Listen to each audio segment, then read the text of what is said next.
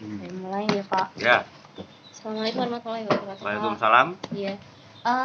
Kita dari KKN-nya Unisula Pak. Ya. Perkenalkan saya Vita sebagai ketua kelompok nomor Ya. 45. Di sini ada teman saya untuk yang merekam ya Pak namanya Ya. ya. Saya dapat informasi dari Pak RW. Ya. Katanya Bapak habis terjangkit untuk Ya. COVID-19-nya sendiri ya Pak. Bulan yang lalu. Oh iya.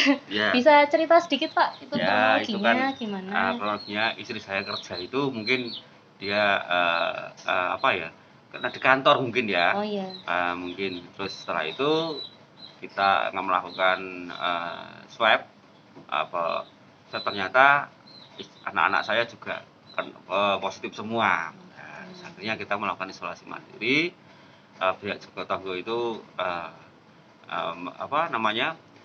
mendata, terus memberikan sumbangan untuk isolasi mandiri. Warga sekitar sini juga melakukan membagikan sembako. Selama saya di Isman 2 minggu itu benar-benar warga guyup memberikan sembako dan bahan makanan selama kami diisolasi. Iya. Sehingga kami sebagai yang terkena itu tidak merasa berkucil hati, tapi kita tambah semangat. Iya. Tambah semangat untuk cepat sembuh kalau saya pikir gitu lah. Itu sebenarnya guyupnya Joko Tonggo RW 9 itu saya katakan hebat karena memang saling guyup, saling bahu-membahu, saling bantu-membantu, sehingga virus COVID itu akhirnya bisa selesai dalam keluarga saya gitu. Mungkin juga RT yang lain juga sama, saya pikir. Pak RW-nya juga memberikan pencerahan dengan di grup, terus memberikan penyemprotan macam-macam lah. Saya salut dengan Bapak RW. Oh, iya. Dan semua warga wilayah RW 9. Oh iya, syukur ya Pak, alhamdulillah ya Pak. Ya. Untuk itu sendiri Pak, isolasi mandirinya Bapak ada mungkin dari Pak RW atau Pak RT ada semacam kayak peringatan khusus gitu untuk cara-cara isolasi mandiri di rumah gitu Pak? Ya kalau kita melakukan isolasi mandiri memang kebetulan saya Pak RT-nya. Oh iya. Terus kita juga ikut grup di Joko Tonggo. Ada grup tersendiri ya Pak? Kita memang dilarang keluar. Kita bagaimana kita menjalani isolasi mandiri dengan protokol kesehatan. Pagi kita juga DD. Terus kita juga tidak berani keluar, mungkin interaksi dengan warga, takutnya nanti menular. Bukan memutus rantai, tapi malah meneruskan rantai COVID. Seperti itu. Menjaga kesehatan bersama ya Pak? Itulah pentingnya di situ. Iya, kalau untuk cek kesehatannya sehari-hari gitu saat isolasi mandiri gimana Pak? Pihak puskesmas 2 hari sekali kontak dan datang. Oh. Pihak puskesmas melalui dengan Bapak Babinsanya itu. Oh iya. Kita datang di sini, dia kadang telepon, Pak, yang dibutuhkan obatnya apa mungkin vitaminnya apa. Iya. Itu Pak pihak puskesmas kontak terus. Saling koordinasi ya. Baik ya Pak, koordinasinya ya. Kalau untuk tracingnya sendiri Pak, ketika Pak RT sudah terkena COVID itu gimana Pak? Dari pihak RW-nya ada langkah-langkah khusus untuk tracingnya untuk orang-orang yang habis ketemu Bapak gitu mungkin? Ya mungkin sama ya.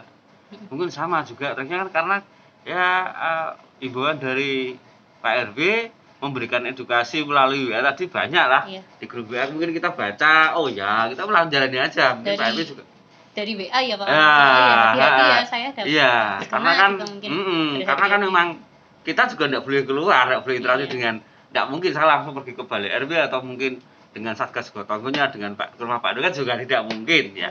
Memang kita ikut grup Joko Tonggo itu kan banyak edukasi, banyak himbauan kalau saya pikir seperti itu.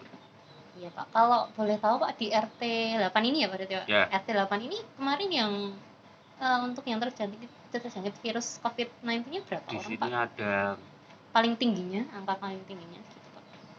Tahun ini atau tahun sama tahun ini? Iya, gelombang kedua ini kan 2, 3, 5, 6. Ada 6 kepala keluarga ya Pak yang kena? 6 orang ya. 6 orang ya. 6 orang. Kalau kepala keluarga mungkin 3 kakak mungkin. Di waktu yang sama ya Pak? Tidak juga sih. Yang pertama malah saya dulu. Mengawali. Habis saya sudah hampir selesai Isman, terus baru ada dua keluarga itu yang terjangkit. Itu. Ya mungkin ada pesan-pesan Pak selama ini untuk Ya, COVID-19 ya itu mungkin nanti gimana peraturan ya, pada nanti peraturan protokol kesehatan. Mungkin juga kita juga jangan menyepelekan, kalau saya pikir seperti itu aja. Himbauan dari pemerintah, dari Pak RW, dari kelurahan, dari mungkin juga himbauan dari wali kota ya. Kita taati aja. Iya. Kalau tanggapannya mengenai hoax itu Pak, yang konspirasi itu gimana Pak? Susah itu Mbak kalau saya pikir. Kalau saya ngomongnya panjang lebar, nanti ya wah nggak selesai-selesai. Iya. Itu ya kita dewasa lah, kita menyikapi dengan memang kalau pikir dulu mungkin pertama kali mungkin COVID itu orang mengatakan itu hoax dan ada unsur politik yang macam-macam. Tapi kalau sudah mengalami sendiri juga ternyata bukan hoax sih kalau saya. Tapi dari dulu saya mengatakan ini memang ada penyakit itu ada kalau sampai itu aja.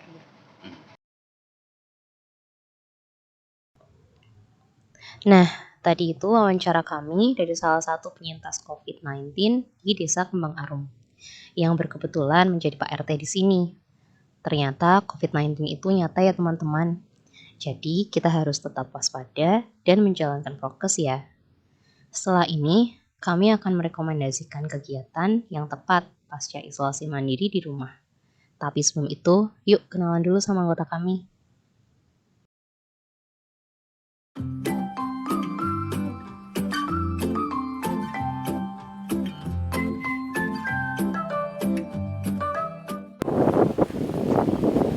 Halo, perkenalkan nama saya Tulus Ananda dari Fakultas Ekonomi Unisula.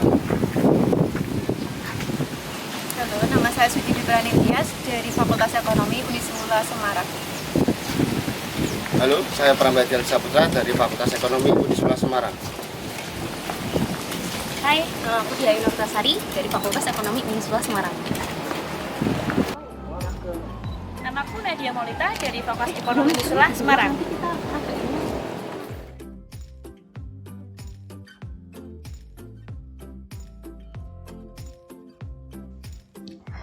Olahraga di masa pandemi sangat dianjurkan untuk menjaga kesehatan fisik dan kesehatan mental.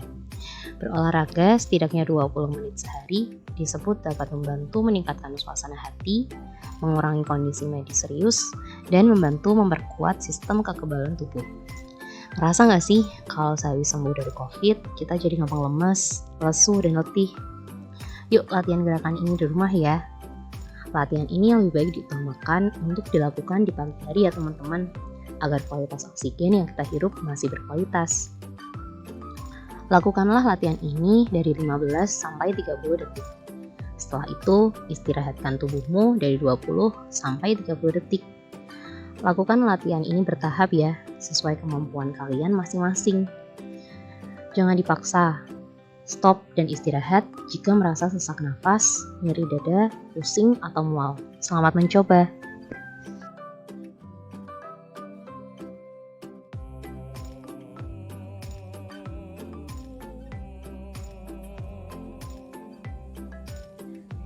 Slow joggingnya tetap pakai masker ya.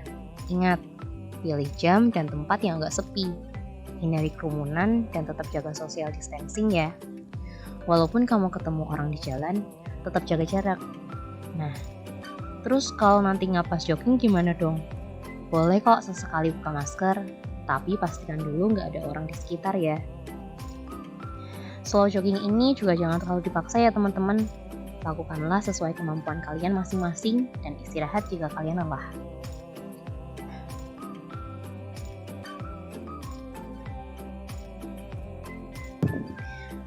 Vitamin D yang diproduksi oleh tubuh dari proses berjemur di bawah sinar matahari memiliki banyak manfaat bagi kesehatan, yaitu dapat meningkatkan kadar kalsium dan fosfor dalam tubuh. Berjemur di bawah sinar matahari ini lebih baik kalian lakukan sekitar pukul 9 pagi selama 5-15 menit. Jangan terlalu lama ya, karena dapat merusak kulit dan meningkatkan risiko terjadinya kanker kulit loh.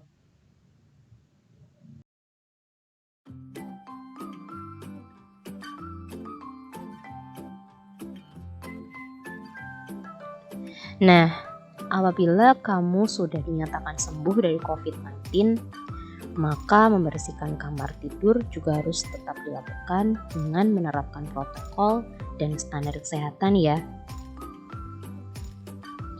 Jangan lupa tetap pakai masker dan sarung tangan saat membersihkan kamar tidur. Selain itu, buka jendela kamar tidur untuk memastikan sinar matahari masuk dan sirkulasi udara terjadi dengan baik. Bersihkan dan disinfeksi semua permukaan di area kamar tidur atau kamar mandi yang digunakan untuk isolasi mandiri. Lalu ganti semua spray dan sarung bantal, lalu cuci secara terpisah menggunakan sabun. Jangan lupa juga bersihkan juga alat-alat elektronik yang ada di kamar tempat kita isolasi ya. Setelah itu, disinfeksi ke seluruh penjuru rumah merupakan hal penting juga loh.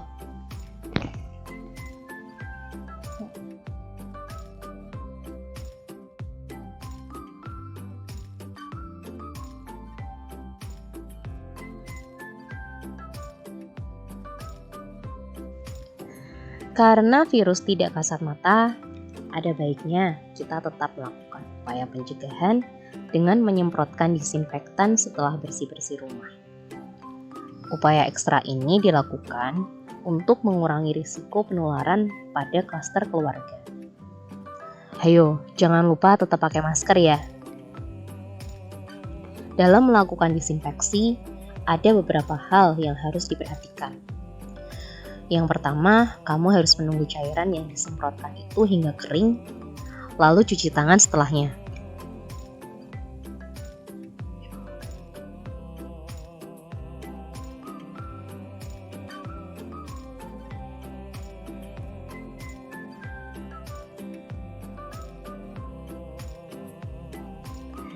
Tentunya setelah sembuh dari COVID-19, kita wajib menjaga kesehatan. Salah satunya adalah dengan makan makanan bergizi, seperti mengonsumsi buah-buahan, sayuran, daging, telur, dan susu guna menjaga kesehatan di tengah pandemi.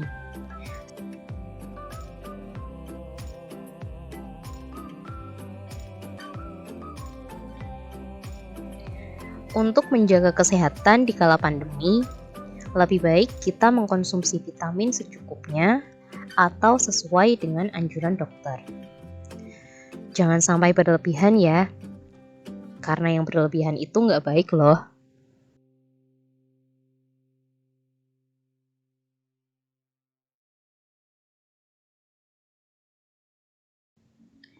Seperti kita ketahui bersama bahwa penularan virus corona dapat melalui droplet atau percikan yang dikeluarkan pada saat kita batuk atau bicara. Masker inilah yang merupakan garda terdepan dalam melindungi kita dari virus COVID-19.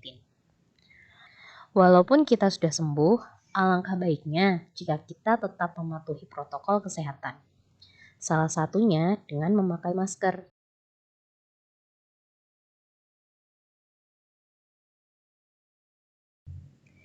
Selain memakai masker tadi, sering cuci tangan juga merupakan anjuran yang termasuk protokol kesehatan dari pemerintah yang harus tetap dipatuhi setelah kita sembuh dari COVID-19. Kegiatan cuci tangan ini bertujuan untuk membersihkan tangan dari virus. Nah, jika tidak terdapat air di sekitar kalian, boleh kok pakai hand sanitizer.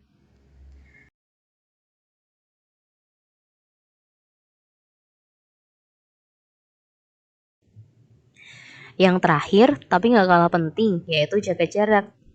Jaga jarak di sini bukan LDR ya, tapi menjaga jarak minimal 1 meter agar melindungi tubuh kita dari virus yang terbawa oleh orang lain.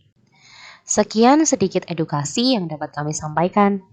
Tetap jaga prokes dan yang paling utama tetap bahagia ya. Terima kasih. Sehat.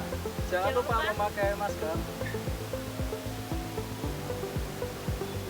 Mencuci tangan, Jaga jarak. berjemur, Untuk membantu Indonesia sehat. sehat.